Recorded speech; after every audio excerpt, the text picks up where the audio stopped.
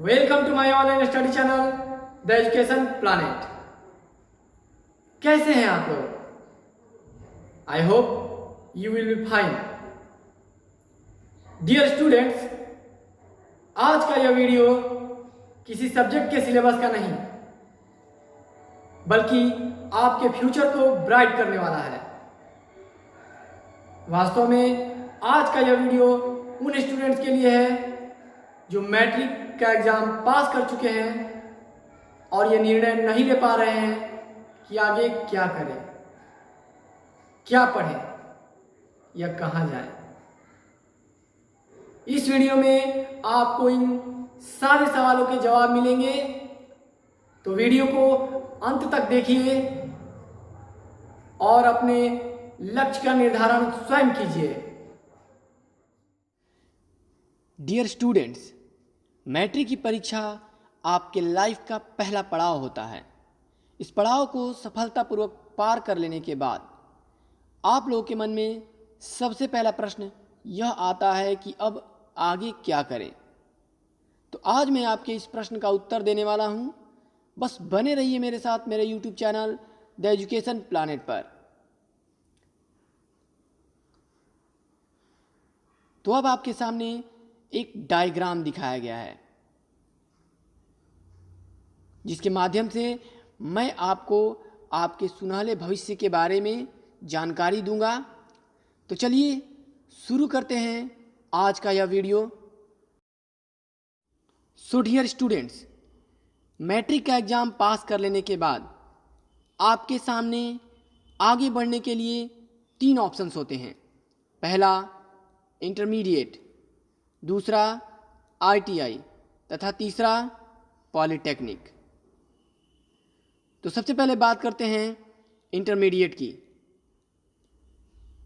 Intermediate जिसका हिंदी होता है प्रवेशिका, अर्थात यह उस रास्ते का प्रवेश द्वार होता है जहां से आप अपने इंटरेस्टेड सब्जेक्ट को चुनकर उसका विस्तृत अध्ययन कर सकते हैं। यह 2 साल का कोर्स होता है और इसमें 2 क्लासेज की पढ़ाई करनी पड़ती है, 11th एंड 12th। 12th के फाइनल एग्ज़ाम के बाद ही आपके वास्तविक लक्ष्य की शुरुआत होती है।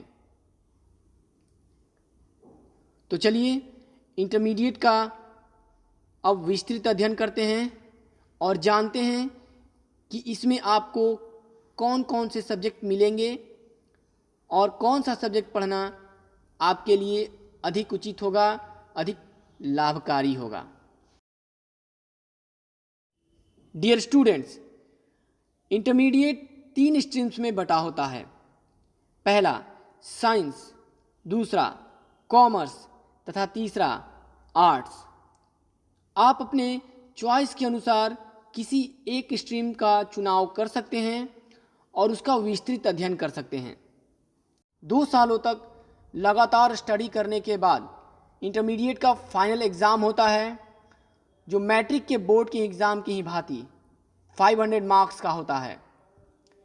इसमें प्राप्त मार्क्स पर ही आपका फ्यूचर डिपेंड करता है। तो चलिए अब बात करते हैं इंटरमीडिएट के तीनों स्ट्रीम्स के अंतर्गत आने वाले सब्जेक्ट्स की। तो सबसे पहला है साइंस।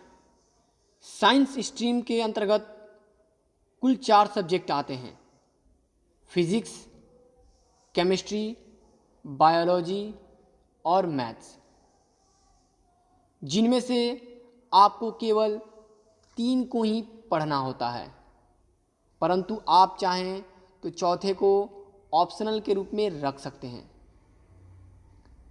अब यदि आप मेडिकल क्षेत्र में जाना चाहते हैं तो फिजिक्स, केमिस्ट्री और बायोलॉजी का अध्ययन कर सकते हैं। और यदि आपका इंटरेस्ट मेडिकल क्षेत्र में नहीं है तो आप फिजिक्स, केमिस्ट्री और मैथ्स को सेलेक्ट करते हैं। तो ये था साइंस। अब बात करते हैं कॉमर्स की। कॉमर्स स्ट्रीम के अंतर्गत भी 4 सब्जेक्ट ही आते हैं। पहला बिजनेस, दूसरा अकाउंटेंसी, तीसरा इंटरप्रेनरशिप तथा चौथा इकोनॉमिक्स। इसमें भी आपको केवल 3 ही सब्जेक्ट्स का चुनाव करना होता है, परंतु चौथे को आप ऑप्शनल के रूप में रख सकते हैं। अब बात करते हैं आर्ट्स की।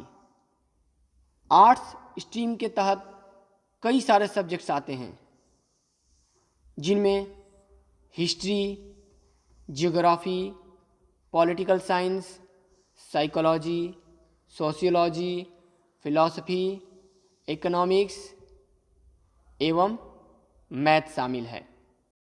परंतु इसमें भी आपको केवल 3 ही सब्जेक्ट्स को चुनना होता है और इसमें भी आप चौथे सब्जेक्ट को ऑप्शनल के रूप में रख सकते हैं। तो इन तीनों स्ट्रीम्स के अंतर्गत आने वाले सब्जेक्ट्स का नाम जान लेने के बाद अब मैं आपको एक और महत्वपूर्ण बात बता देना चाहता हूँ कि प्रत्येक स्ट्रीम के लिए 100 मार्क्स का हिंदी एवं 100 मार्क्स का इंग्लिश पढ़ना अनिवार्य है।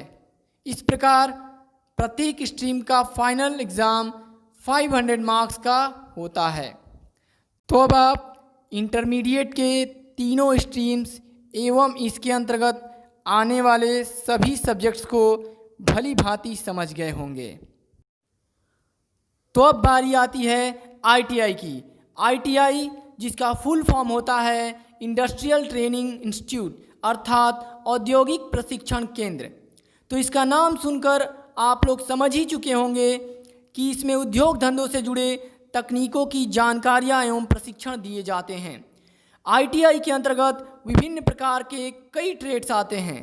इनमें कुछ प्रमुख ट्रेड्स हैं electrician, computer operator, mechanic, draughtsman, wireman, fitter, plumber, welder, carpenter, surveyor इत्यादि। आईटीआई का कोर्स ड्यूरेशन 6 माह से 2 सालों तक के लिए होता है, अर्थात इसके कुछ ट्रेड्स 6 माह के लिए, कुछ 1 साल के लिए तो कुछ 2 सालों के लिए होते हैं। प्रत्येक ट्रेड्स का एग्ज़ाम सेमेस्टर सिस्टम से होता है, अर्थात 6 माह के अंतराल पर होता है। इसके फाइनल एग्ज़ाम को क्वालिफाई कर लेने के बाद आप एक अच्छी खासी सैलरी वाली जॉब को आसानी से पा सकते हैं। आईटीआई के बारे में जान लेने के बाद अब बारी आती है पॉलीटेक्निक की। पॉलीटेक्निक 2 वर्ड से मिलकर बना है। पॉली यानी बहुत एवं टेक्निक यानी कि तकनीक या कला। इस प्रकार पॉलीटेक्निक का वास्तविक अर्थ होता है बहुतकनीक। पॉलीटेक्निक को कलाओं की संस्था भी कहा जाता है। यह एक डिप्लोमा कोर्स है। इसके अंतर्गत विभिन्न प्रकार की कलाएं अर्थात टेक्निक्स सिखाए जाते हैं। इनमें कुछ प्रमुख का नाम है architecture, automobile engineering, mechanical engineering, ceramic engineering, fashion designing इत्यादि। पॉलीटेक्निक को जूनियर इंजीनियरिंग भी कहा जाता है क्योंकि इसके अंतर्गत आप इंजीनियरिंग के कई छोटे छोटे ट्रेडों में प्रशिक्षण प्राप्त कर सकते हैं और इसका फाइनल एग्ज़ाम क्वालिफाई करके आप बीटेक सेकेंड ईयर में सीधा एडमिशन ले सकते हैं। पॉलीटेक्निक में एडमिशन लेने के लिए सीईटी अर्थात कॉमन एंट्रेंस टेस्ट पास करना होता है। इसमें प्राप्त अंक के आधार पर ही आपको कॉलेज प्रोवाइड किए जाते हैं। पॉलीटेक्निक का कोर्स ड्यूरेशन 3 इयर्स का होता है। इसमें भी सेमेस्टर सिस्टम से ही एग्ज़ाम्स होते हैं। तो ये थी पॉलीटेक्निक की संपूर्ण जानकारी। और अंत में अब मैं आपको इन तीनों स्टडी क्षेत्रों के फ़ी के बारे में बता देता हूँ। तो सबसे पहले मैं आपको इंटरमीडिएट का फ़ी बताता हूँ। इंटरमीडिएट के साइंस स्ट्रीम का खर्च 15 से 20 हज़ार रुपये प्रति वर्ष। इसके कॉमर्स स्ट्रीम का खर्च 10 से 15 हज़ार रुपये प्रति वर्ष एवं आर्ट्स स्ट्रीम का खर्च लगभग 8 से 10 हज़ार रुपये प्रति वर्ष है। दूसरे नंबर पर आता है ITI।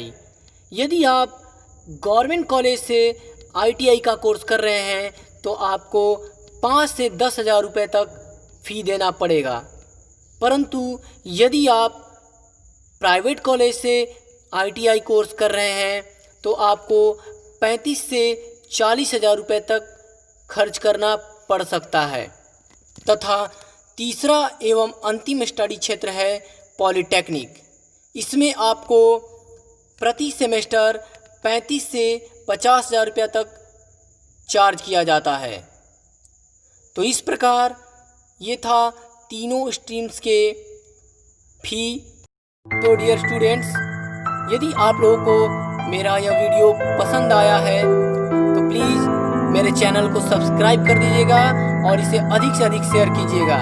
इससे मेरा मनोबल बढ़ेगा और मैं आप लोगों के लिए इस प्रकार के ज्ञानवर्धक और उपयोगी वीडियो बनाता रहूँगा। धन्यवाद।